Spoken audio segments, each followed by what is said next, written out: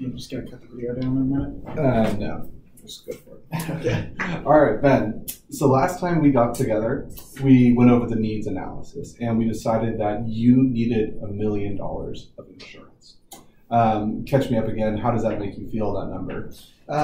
Yeah, that sounded right after we ran through everything. Yeah, perfect. So once we figure out your number, the next and most important thing is to figure out what type of life insurance is going to be the best for you. So in the industry today, there are 5 different types of insurance. Now, they can be broken up into 2 separate categories. There's if policies and there's when policies. If policies are similar to paying into a lease or a rental apartment kind of thing, where you get the benefit of it for 5, 10, 15, 20 years. Now, if you happen to die in that time period, the benefit gets paid out to your beneficiaries. If you don't die in that time period, there is no benefit. The other type is when policies. So these policies will stay in force your entire lifetime. So it's not a matter of, are you going to die in this time frame? It's a matter of when you die, this benefit will be going to your beneficiaries. What questions do you have on that? Not too far. Great. And then the other differentiator between the 5 different types of life policies is the payment structure. So there is bundled and then there's unbundled. Now the difference between that, bundled policies, you have to make the monthly payments every single month. If you don't, the policy goes out of force. There will be no benefit to your beneficiaries. Unbundled policies, the premium payments are flexible. So say that times are going well, you're able to make your premium payments, everything's all good, but as we all know, life happens. Sometimes the transmission goes out in the car. God forbid your washing machine breaks or your fridge. In the unbundled type of policies, you don't need to make those regular premium payments. We can be a little bit more flexible. Mm-hmm. Does that make sense? Yes. Great. So looking here, so here is the first type of policy. This is your term. You get a fixed death benefit. The premiums are level. As I was saying, this policy is bundled. Excuse my handwriting backwards, it's not the greatest, I know. This is a bundled policy. So you've got to make your regular payments, whether that's monthly, quarterly, annually.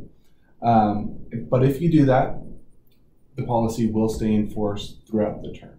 Mm-hmm. Do you have any questions over that so far? Nope. Great. So then once people started paying into these policies, and term was the oldest type of policy there was. People knew that they needed some sort of coverage. God forbid if something happened to me, I know my family's taken care of. So what they came out next was, it's called a whole life insurance policy. And just like the name sounds, this policy was designed to last your whole life. Now, all the permanent policies have the same general principles. They're going to last your whole life. And the big difference between a permanent policy and a term policy is you begin to build equity into this type of account. So you begin to have actual ownership in it. And the way that you get ownership in it is this thing called cash value right here. Now, before we move on, what questions do you have so far? Great. And as you'll see as we move along, the only difference between these permanent policies is the way in which that cash value grows. So in this first whole life policy, it is also one of the bundled types of policies. So you've got to consistently make those payments, make sure that you're making them, because if you don't, the policy will lapse. Mm-hmm. Now the way that the cash value grows in here is based off of the dividend in the account. So basically you put money into this policy and they'll guarantee you a dividend of about 4% a year in here. And that's how this cash value grows.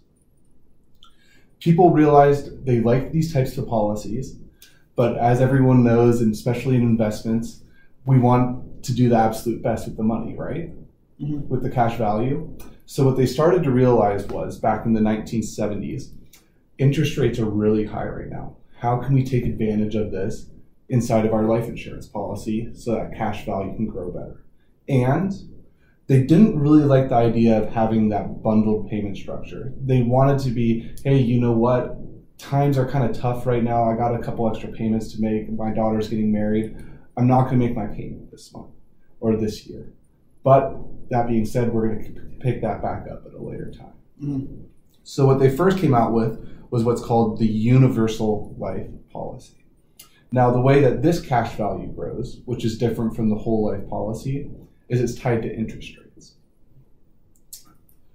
So back in the 1970s when this first came out, are you aware of what interest rates were back then? They were a lot better than they are now. Yeah, no, it was a completely different economy, completely different circumstances. So they took great advantage of interest rates back then when they were closer to 14, 15%.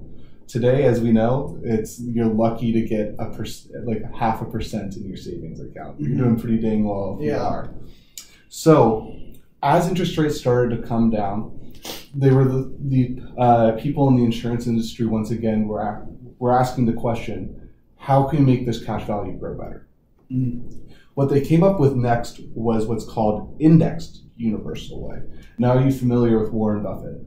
Yes. The Wizard of Omaha, or the Oracle of Omaha, as many people call him. I like to liken this to his approach. What he's big on is low cost indexing. So we're looking at indexes purely in this style of account. So that's things such as the S&P 500, the Russell 2000. Internationally, you got the AFA. What this type of policy does, cash value grows, is we tie that cash value to an index. Now with this, you actually get a guarantee of a floor of how much that index is going to lose in any given year. So say that the market goes down 10, 15%, your account value actually is not going to go down in this type of vehicle. Now to give you that level of protection, they cap you at a certain point so that you can't grow over 6, 7, 8%, depending on the type of policy we look at for you. I know I've gone over a lot. What questions do you have so far? None? Great. So that's the difference between the universal and then the indexed universal life. Now, the variable universal life is the newest of all the policies. And a lot of us like to call it our Swiss Army knife of financial planning. The way that this policy grows, the cash value is tied up very similarly to how your 401k is. Mm-hmm. We look at top money managers where we can invest the money into over every single market segment you can think of, small cap, internationals, we can look at large cap. And what we do is here, we invest the money just like in the stock market, and that's how the cash value grows. Mm-hmm. Now, moving from here down here, the cost of these policies, this is the lowest cost. Reason being, term insurance only pays out 2% of the time historically. It's very unlikely you're going to die in that period of time that you're covered. From here to here, whole life is the most expensive. Variable universal life is the least expensive. Mm-hmm. The reason why, you're getting that guarantee, the highest guarantee of 4%. Everything is pretty much guaranteed as long as you make sure to make those payments. If you don't make those payments, guarantees all go away, the policy lapses. Mm-hmm. In universal life, you get guaranteed an interest rate. Index universal life, you get guaranteed a cap and a floor. Variable universal life, there's not necessarily any guarantees. Not necessarily. That's another conversation to have later. So that is the way that the 5 different types of insurance are differentiated from one another.